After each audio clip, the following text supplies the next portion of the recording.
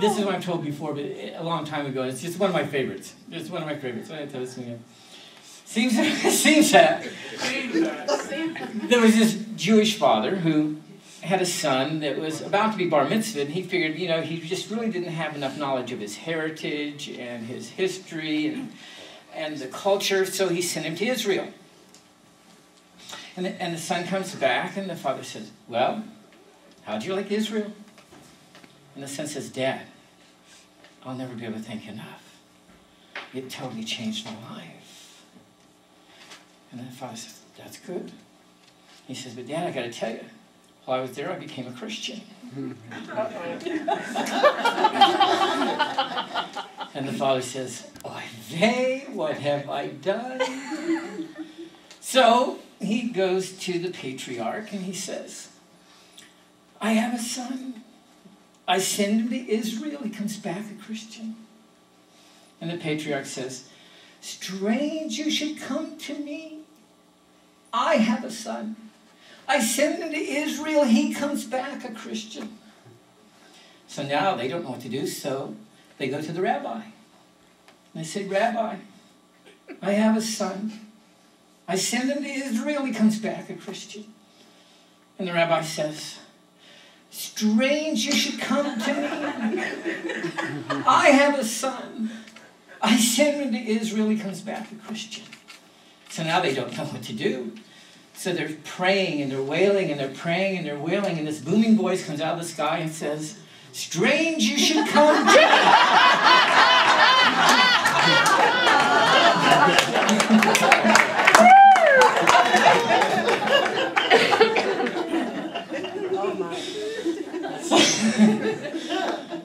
So this morning, we're going to be talking about heaven on earth and what all that means. Right?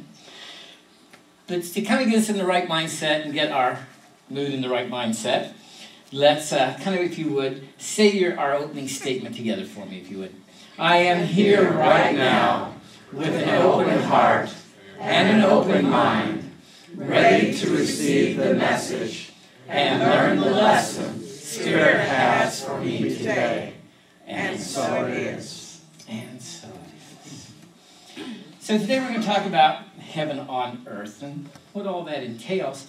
I know when I was a Baptist, I thought heaven was something in the sky out there far away that, maybe I would get to someday if I did everything I was supposed to.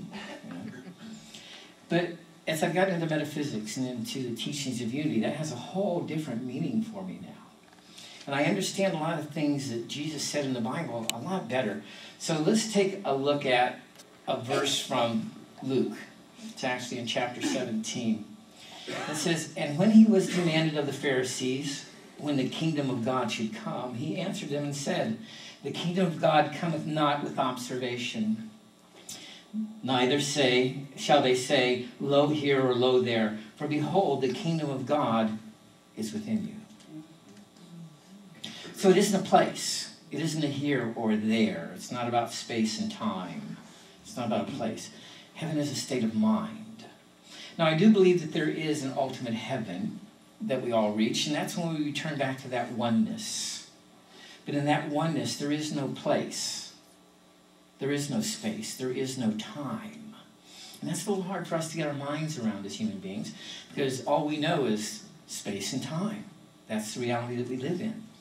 But in oneness, there is no space, there is no time, and that's what we return back to. So let's take a look at this verse just a little more deeply, and I'm going to show you some verses from A Course in Miracles. And I want you to note that in this verse, it's really talking about unity principle number 3. Everybody know what that is? It's on the back of your bulletin. What is unity principle number 3? Sherry, what's that say? Human beings create their experiences by the activity of their thinking. Everything in the manifest world has its beginning in thought. It all has its beginning in thought. It's all taking place in mind. And that's where Jesus told us that heaven is. It's a state of mind. Because everything is taking place in mind. All of your activity is taking place in mind. All of your experiences take place in mind. That's what unity principle number 3 is talking about. And heaven is no exception. So as we begin to look at this, let's take a look from a verse in A Course in Miracles. It says, it's hard to understand what the kingdom of heaven is within really means. This is because it is not understandable to the ego, which interprets it as if something outside is inside. And this does not mean anything. So that's why it's so confusing. We think of heaven out there, and then we go, well, the kingdom of heaven is in me, so is there something outside of me, inside of me? And then the verse goes on, excuse me, to say this. The word within is unnecessary. The kingdom of God is you. What else but you did the Creator create, and what else but you is his kingdom? So it's not so much that the kingdom of heaven is within you, the kingdom of heaven is you. It's who you are. The Course says that heaven is really the union of the Father and the Son, the Father and his child. And it goes on to say that God only has one child. You're it.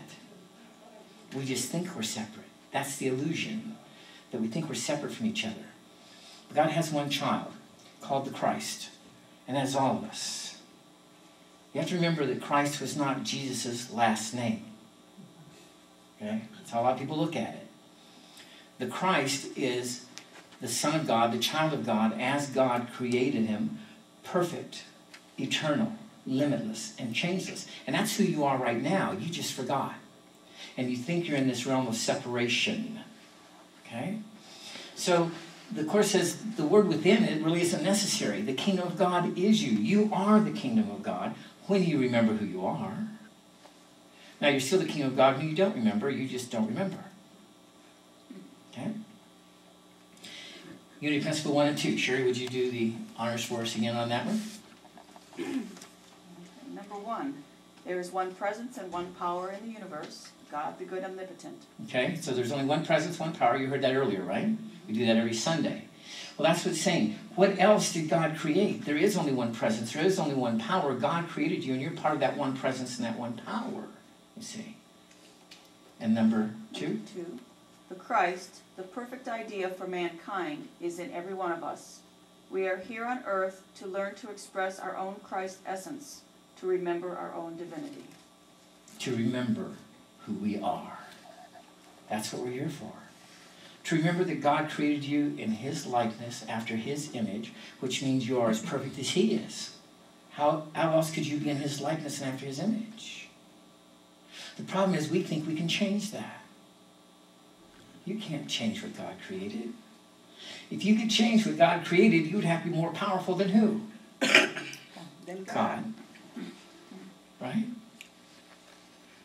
So you cannot change what God created. You can only think you've changed what God created, and that's called your life. Right? It's the illusion of separation. It's the illusion that you're separate from God in some way. And you cannot separate yourself from God, except in your awareness. That doesn't mean you can really be separate from God. And that's what this verse is telling us. And that's what Jesus was saying when he said, the kingdom of heaven is within. God is in you. God isn't something outside. God isn't some figure up in the sky that you pray to and hope he pays attention. God is inside. God is with you. God is you. God is in your mind. Okay? And it goes on from there in the book of John. Jesus makes this statement. My kingdom is not of this world. And then that same line is repeated in A Course in Miracles, and it says, my kingdom is not of this world. But it goes on later to say, your kingdom is not of this world because it was given you from beyond this world. So not only was Jesus' kingdom not of this world, guess what? Your kingdom is not of this world.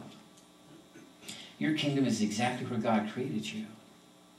Your kingdom is in oneness, is in eternity, is changeless, is limitless. That's your kingdom. We just forgot. And we think we can build kingdoms here on this earth. That's not what it's about. It's about remembering who you are. It's about remembering that your kingdom is eternal. Your kingdom is limitless. Your kingdom is changeless because you are limitless, eternal, and changeless as well.